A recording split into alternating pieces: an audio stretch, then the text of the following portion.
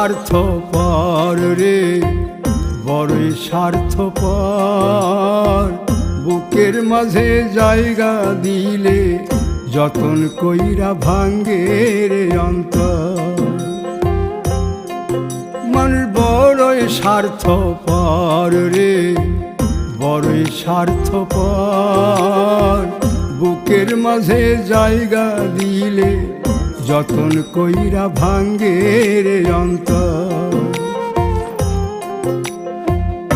অচিনা এক জংলা পাখি